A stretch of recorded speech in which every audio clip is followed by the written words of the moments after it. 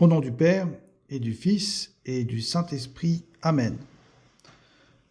Mon Seigneur et mon Dieu, je crois fermement que tu es ici, que tu me vois, que tu m'entends.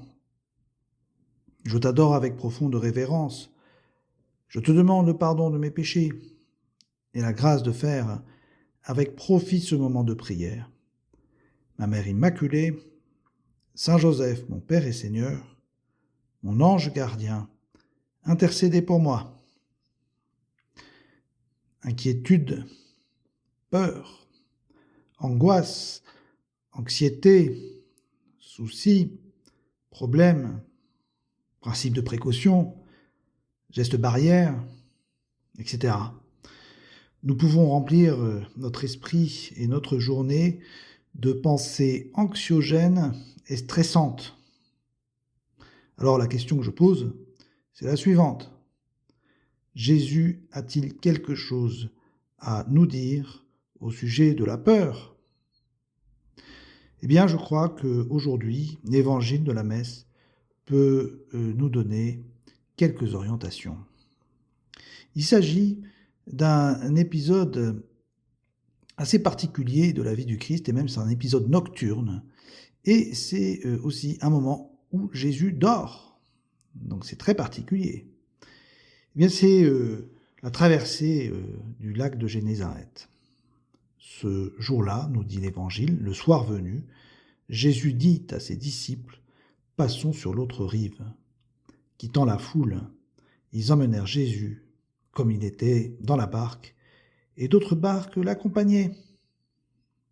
D'autres barques qui accompagnent la barque du Seigneur, ça veut dire donc au moins deux, c'est-à-dire une petite flottille de barques qui, de nuit, vont traverser cette mer de Galilée. Qu'y avait-il dans ces barques ? Eh bien, j'imagine qu'il y avait les 12 apôtres, mais peut-être même, puisqu'à un moment donné, l'Évangile nous parle de 72 disciples, peut-être même 72 répartis dans les autres barques, peut-être même la Vierge Marie, qui sait. Et ce qui est certain, c'est que traverser le lac de Tibériade n'a pas l'air d'être une entreprise si compliquée. Il fait 13 km de large pour une vingtaine de kilomètres de long. Et ce lac a l'air bien paisible. Et en même temps, en se laissant porter comme ça, tranquillement, par les vents, eh bien, ça peut être aussi un bon moment pour se reposer. C'est ce que Jésus fait, parce qu'il a l'air bien fatigué.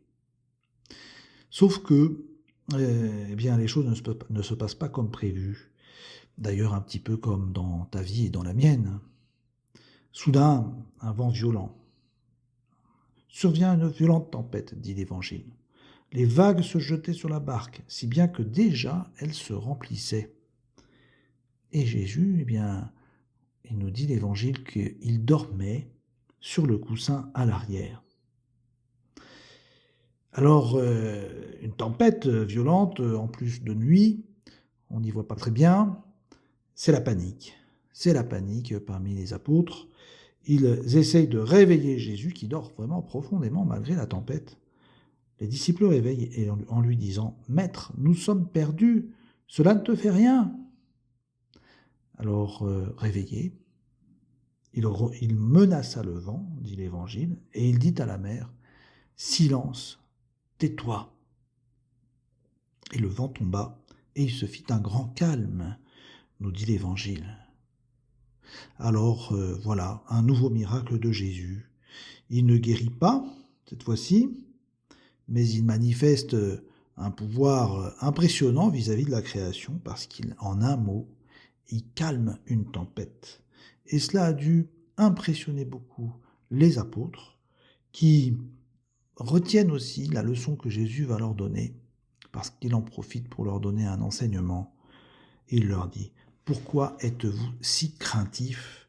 N'avez-vous pas encore la foi ?» Eh oui. Je ne sais pas si vous vous en souviendrez, mais le 27 mars dernier, le pape, devant une place Saint-Pierre quasi déserte, à la tombée du jour, le pape a présidé une veillée de prière bien pour implorer le ciel face à l'épidémie dont nous souffrons mondialement depuis 1 an. Et l'évangile choisi pour cette veillée de prière a été précisément celui-là. Jésus en train de dormir pendant que la barque des apôtres a l'air de couler. Je vous encourage à chercher sur Internet le texte de l'homélie du pape parce que c'est un petit trésor avec lequel on peut faire sa prière. Et je vous en cite quelques extraits qui vont nous aider aussi à prier ensemble notre Seigneur. Alors ce qui est difficile, dit le pape, c'est de comprendre le comportement de Jésus. Alors que les disciples sont naturellement inquiets et désespérés, il est à l'arrière, à l'endroit de la barque qui coulera en premier. Et que fait-il ? Malgré tout le bruit, il dort, serein et confiant dans le Père.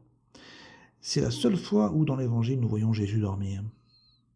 Alors, cher ami, toi qui m'écoutes et qui pries avec moi, je te pose la question, est-ce que tu as déjà parlé avec Jésus en lui disant « Seigneur, écoute-moi, Seigneur, je t'implore, Seigneur, interviens dans le monde, Seigneur, arrange cette situation qui me préoccupe, qui me fait souffrir, et peut-être même, aide-moi, j'ai peur. » Et peut-être nous est-il arrivé d'avoir eu la même impression que les apôtres, c'est-à-dire le silence de Dieu.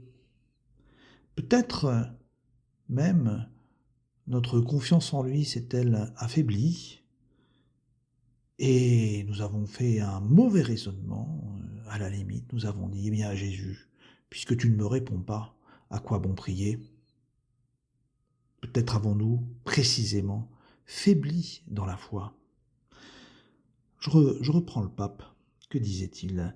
Voyons comment il l'invoque. Maître, nous sommes perdus, cela ne te fait rien ? Cela ne te fait rien, dit le pape François. Il pense que Jésus se désintéresse d'eux, qu'il ne se soucie pas d'eux. C'est la grande question. Pensons-nous que Jésus se désintéresse de notre vie ?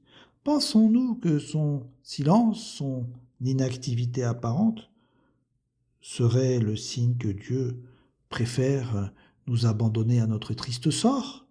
Pensons-nous que Dieu est là-haut, tout simplement dans les étoiles, et qu'il se moque bien de nos prières ? Ce serait triste, oui, d'entendre un raisonnement du style « Puisque Dieu n'exauce pas mes prières, alors j'arrête de prier ». Mauvais raisonnement. Reprenons le pape. N'avez-vous pas encore la foi ?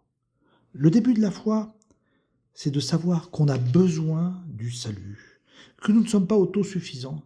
Seuls nous faisons naufrage, nous avons besoin du Seigneur. Et je crois que ces phrases et notre méditation seul à seul avec Jésus nous donneront une bonne réponse. Et avec moi, tu peux prier. Seigneur Jésus, tu es avec moi dans la barque de ma vie tous les jours jusqu'au dernier instant. Tu seras avec moi, Seigneur, dans les moments de bonheur, mais aussi dans les moments difficiles, dans les moments joyeux comme dans les tempêtes de mon existence, dans mes problèmes de petit homme. Et peut-être que j'aurai peur, mais ce sera avec toi que j'aurai peur. Et peut-être même que j'aurai des épreuves à endurer, mais je vais les endurer avec toi. Peut-être même irai-je à l'échec, mais tu seras toujours, Seigneur Jésus, à mes côtés. Peut-être silencieux, mais je sais, et ma foi me le dit, tu seras toujours avec moi. Et grâce à toi, Seigneur, j'espère de tout cœur connaître la paix, la sérénité, la confiance. Oui, avoir foi en toi, c'est savoir que tu es près de moi et que tu me permets d'être tranquille, abandonné en toi. Je retiens une dernière phrase du Seigneur qui nous dit « Venez à moi, je vous soulagerai ». C'est une très belle phrase de Jésus avec laquelle nous terminons notre prière. Je te remercie, mon Dieu, des bonnes résolutions, des actes d'amour et des inspirations que tu m'as communiquées dans cette méditation. Je te demande de m'aider à les mettre en pratique. Ma Mère Immaculée, Saint Joseph, mon Père et Seigneur, mon ange gardien, intercédez pour moi.